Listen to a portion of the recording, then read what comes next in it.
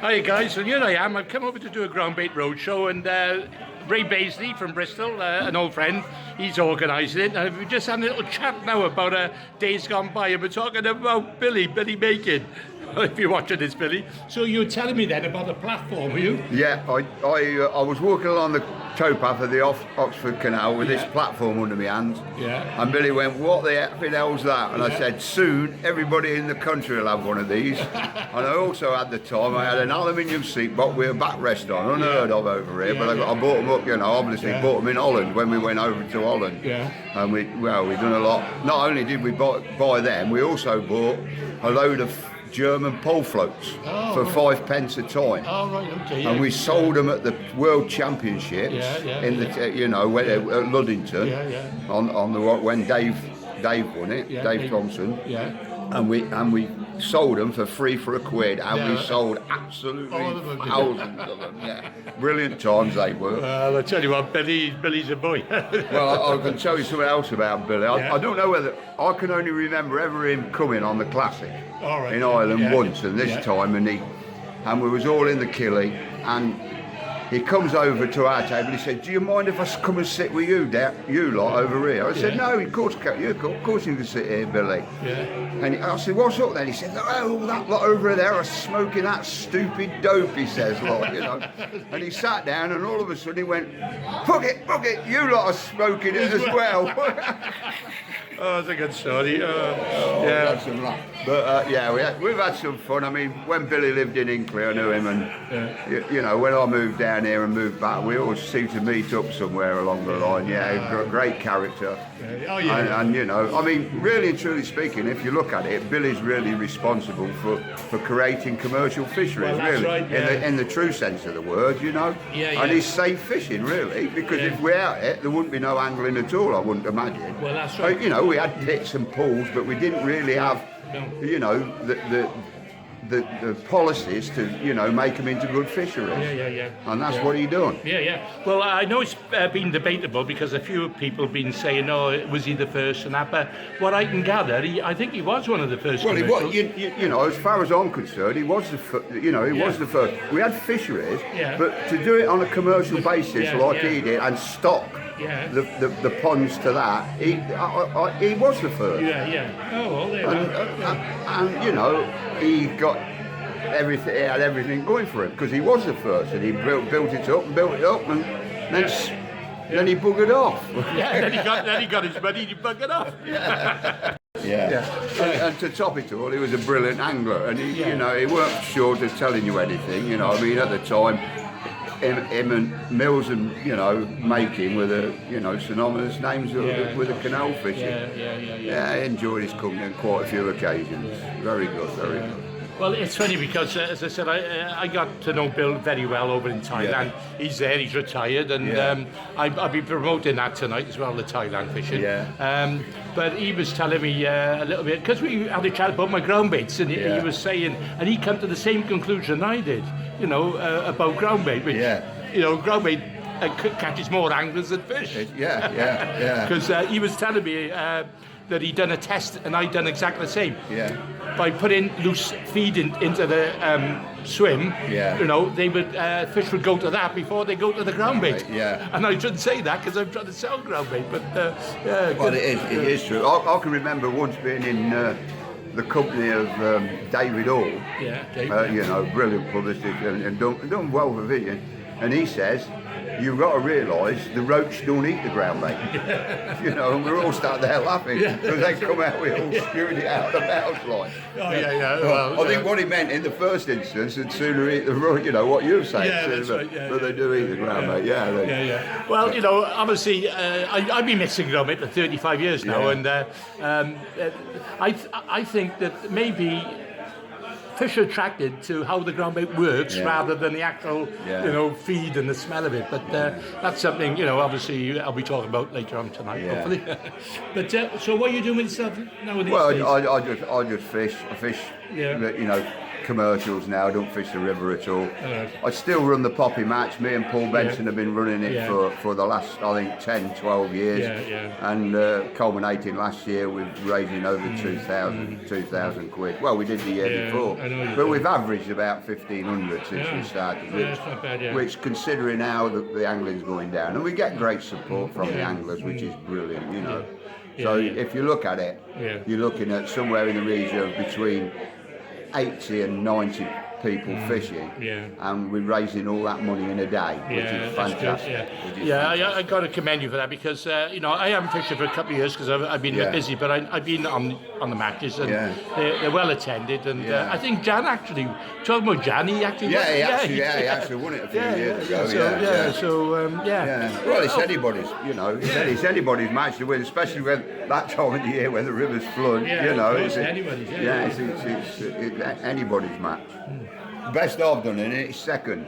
Was it? You've had a second? I've had a second, You've had a second, well done. Yeah, I've had a second. Of course, Ray and I go back many years ago when Ray used to organise his trips to Holland, and they were so memorable, those matches. Do you remember them days? Oh, yeah. Oh, the Low Holland trips with leisure angling were absolutely brilliant.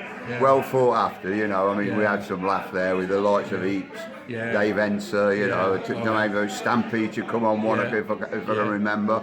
And that one of them trips is where we was talking about pole fishing. Well, Eapsy was talking about pole fishing, and he said, you know,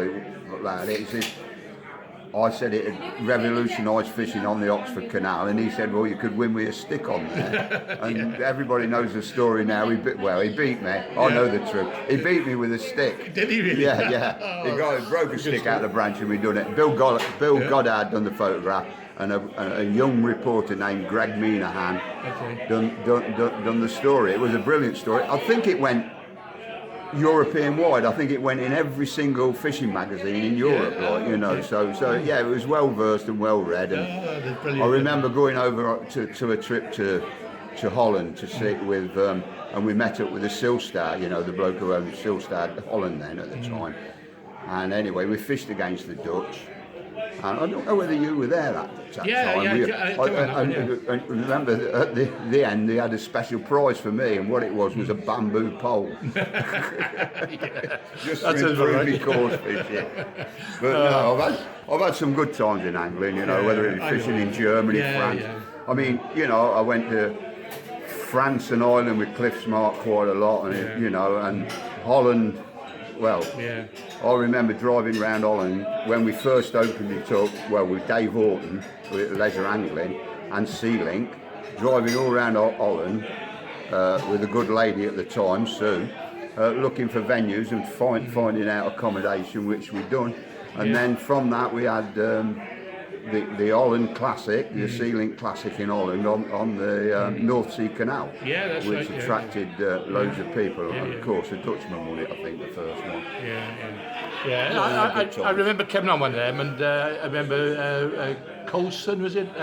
Johnny Colston? Tom Colston. Tom Colston, God rest his soul. He was a laugh. We was on that ferry, weren't that P&O ferry where all the drinks were free, weren't they? Yeah, that's right. It was a free bar. He was walking around in his underpants. Good old days. But you know, the best things I liked about fishing going back was the Vales trips to Ireland, you know, on the ban. And obviously going on we started off with this coach of 30 anglers. We picked up 29 from Bristol and one up in Inkley, Dave Colkin. We used to pick him up on the way. It changed from the ban, we used to fish the ban and the Blackwater. And one year, one of our lads could have broke the world record. He had 258 pound of break at the time out the Blackwater in 5 hours. If he'd have been sober, he would have broke the world record. Brilliant venues. I mean, you know, I think from about 78 onwards, we've seen the best of Ireland. You know, the best of the fishing, whether it be on the Erne or on the ban. I mean, the ban was prolific. I fished it for maybe 18 years, I think, and they were the good old days. But I went back a couple of years ago, and it's just not the same anymore. No, it's you know. But I'll never forget that there were going going back one year, they were problematic, and the Starlets used to go over there, the club, every year, and one of the tourist board blokes says, what we're going to do this year, where are we going to take them? And I said to him, well, take them up on the golf course, on the golf links, like. And they said, well, they'll be up there, won't they? The roads are bound to be up there, because that's where they're spawned, right? I said, anyway, that weekend, Sean Foy broke the world record up Did there. he? Yeah. Right. Well, he didn't hold it very long. No. Because Pete Burrow won it again in the... Well, I remember Sean Foy. He was exceptionally good actor. Because we fished on the ban, and I remember I was second to him. I had 144 pounds one match, 135 on the other, and he still beat me over the 2 days. Yeah, they're brilliant. Brilliant. Did he ever fish for the Irish team? I don't think so. I think he just packed it. So I don't know why. Whatever happened, he went off. Yeah, he never fished for the Irish team, which is a shame. I mean, the Irish team had a Welshman looking after him at one time. Oh yeah, Dave Taylor, I remember him. Yeah, less said the better. Yeah, But there's nothing better than memories, is there? No, it's great. To talk about it and whatever you do, I mean, like I said, with the Veals trips, we had some fantastic times. Yeah. Well, even though I'm from Wales, I used to come to Bristol quite a lot, and that's how I got to know Ray. And I remember as a youngster, we used to come here, always getting battered, never win a bloody sausage with this lot, right? But things change after, didn't they? So are you fishing now these days? Or well, fish commercial. I fish down Acorn Fishery quite most Sundays. I ain't been lately because of the bloody weather, getting too old now, And people say, "Oh, you're a fine weather fisherman." Yeah, that's what it's going to be from now on. Well, I'm afraid so. I'm starting to get like that. So how old are you now, Ray? Anyway. 73. Oh, yeah, you're not doing too bad, Mike. I was saying we had. Up at Evesham, we had a veterans match, and it was a sellout, right? 80-odd anglers, and then the following week they had a junior match, and I think less than 10 turned up. So it goes to show you what's. Well, it is. It's very, very difficult now, especially for the tackle trade. They really are suffering. It's a shame, really. I mean, I think the Angling Trust are trying to do something, but. It needs local clubs to go back to where they were and start getting the junior sections back up. I know it's very difficult. Because all kids want to do now is play on them bloody Xboxes or whatever they're called. Well, I give vouch for that because I got a young lad who's 18 now, and I took him fishing. He just didn't, he'd rather play on the computer, like And it's a shame, really, because it's a good sport. Kept me out of trouble. Kept me out of trouble. Kept us all out of trouble. Got me into trouble and all. Oh yeah, that's true. Got us both into trouble. Bill Milton. Oh right, no friend of yours. I mean, Bill run matches on the Crane for the King of Clubs. The winner of the match went to the King of Clubs. He always promoted Ireland, same as what I did. And a wonderful part of the world. Fishing. It's coming back. Well, things go in circles, I find, but as I say, commercials, thanks to Billy making, and people like that, the angling has survived because of it, I think, Well, Billy, like I said, Billy was a great ambassador for the sport. I still remember the day they soaked your peg on the National on the Oxford. Well, that's what you would. You know that. Well, Billy always said he got, because the Oxford, where people would draw, how easy it was to find, to get to the peg. And he never caught hardly anything. I can't remember what and he always said, somebody must have soaked me peg. Billy always had a funny thing. I'll tell you what I did look for the other day. Billy done a film going back years ago on the pole fishing, and he made a pole roller out of two paint rollers. Oh, did he? Yeah, on the V-line. But for some unknown reason, YouTube have taken it off. I don't know why. But I looked for it and I put Billy in. There's loads of it. But that film where he sat on this old rickety bit of wood with this old pole roller behind it, absolutely brilliant. Well, I just watched a video of him, and he's drinking whiskey as he's making the film. He's half cut. Well, typical. But there you are, Billy. If you listen to this, which you probably will. But I tell you what, I bet he misses the Marquis of Groundbait, don't you, Well, that's another story. course, he revolutionised bloody floats, didn't he? Really, I mean, his floats. Yeah. I mean, my favourite float was a 2BB Billy making Canal Grey. And I've got to say this. On the Bridgewater Taunton Canal, I won a lot of money on it. Did you really? Yeah, fishing a 13-foot microlite fix with Mitchell reel, just casting on the bread, and that was the ideal float for it. It's funny how just one single float, people can remember, because I was up on the River Severn year before last, and I bumped into Paul Newell. And Paul Newell is quite a good angler, and he showed me a Billy making Canal Grey that he was using on the river. Well, they were brilliant. I mean, people tried to crop it. Drennan tried to do it, but they could not get them to that. How they were. Very good float. Yeah, well, we all know about Drennan. He's great at copying other people's ideas. I know. I remember when he introduced bay on pearl on line, which wasn't baying at all, but everybody thought it was, and never kept buying it. But but fair play to Peter. What he did do, he made fishing tackle presentable, hooks, and everything else. Instead of buying 50, which 9 times out of 10 you lost them all in one fight, he sold packets of 10, didn't he? Which and presentation-wise, they were all there on a book. Absolutely brilliant, really, when you think about it. I got to admit, Peter Drennan was good at that, because obviously, he brought a new dimension to tackle. As you say, marketing and because I remember the feeders. When he first brought out those little feeders, they were, he was a copy of what the London boys were doing, but the ones he done them were better. So all I remember he was very pro-England and very anti-Welsh, because I was at an exhibition one day, and he said, "What do you think of this rod, Clive?" So I said, "Oh yeah, not bad." He said, "But I can't give it to you," he says, "because you're Welsh." I said, "Thank you very much." So it's like giving a puppy dog to somebody and then taking it away. I don't know what the fallout was with the England team, but it is a shame, really. It's gone now, that is a shame. But the sport needs to get recognised a bit more than it is, really. I mean, there's been quite a few things written just lately, through about hooks and all that, and why it didn't take off, etc. And I can remember Max Winters winning hooks on the band, going back all them years ago. And then he took it to Longleat, didn't he? He had the choice of venues, and my belief is he took it to Longleat the following year, but he didn't do any good down there. I mean, they're great, these stories, but I think we better make a move now, Ray. It's getting 7 o'clock, so let's get back at the exhibition and do a demonstration. Speak to you later. Right, well, we're almost ready for the exhibition. Ray's just telling me now about the Bloodworm scenario. Now, I didn't know this, but you were telling me again, Ray, about...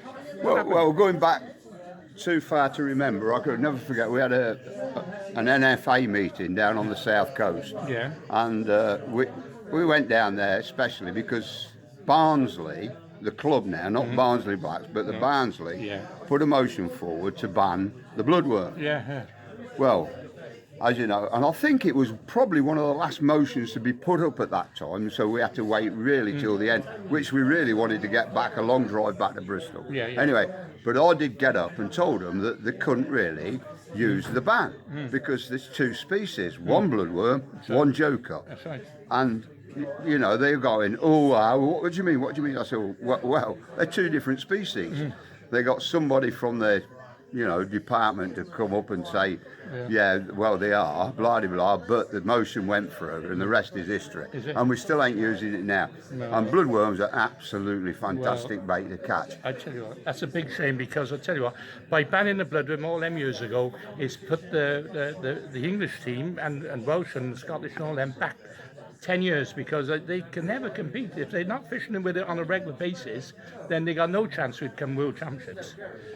Correct. So really and truthfully speaking, what they ought to do now, what they're called now, it's not the NFA now. It's called the Angling Trust. Whatever it is, the Angling Trust, should reinstate the bloodworm. There you are. You got my vote on that. Okay, I've just finished from roadshow. Just having a chat with Ray. He's just telling me something very interesting. Another story about in France on this lake fishing away, and we're catching. I'm sat there. It's 100 degrees it is, and I'm catching a few skimmers and bream, and I get chatting to this chap. I didn't know him from Adam, French bloke, and the bloke from La Pêche, the fishing magazine, introduced me to him, and we got talking, and he said, anyway, he was the census groundbait bloke in France. So he said to me, and like, would you like to sell my groundbait in France? So thinking about it, looking at it, and he gave me a green apron with a what's it boat and a green census hat and everything else, all back in them years. And I comes back to Bristol. Now I ain't got the wherefore, so I goes and sees Mike Salisbury and said to him, how about taking a franchise, a census groundbait from France, like bloody blah. I don't know really. So he said, I'll set up a meeting with Wilkinson, who's another director of Veals. So he goes down for this meeting, talks about it, and Wilkinson says, I don't think so, we do kestrel groundbait. And that was the end of that. And the rest is history. Well, who's it? Who got it? Dave... Tompkins, yeah. Tompkins, he done it, yeah. Yeah. It's a shame. What a big loss up. Yeah. You know, I mean, it was. I mean, and I ain't telling. That's no word of a lie. I had this meeting, and Anyway, nice to meet Ray, and hopefully I'll catch up with him again. And well, that's some more stories. That's some more stories. It's great catching up with those stories. All right, thanks, Ray.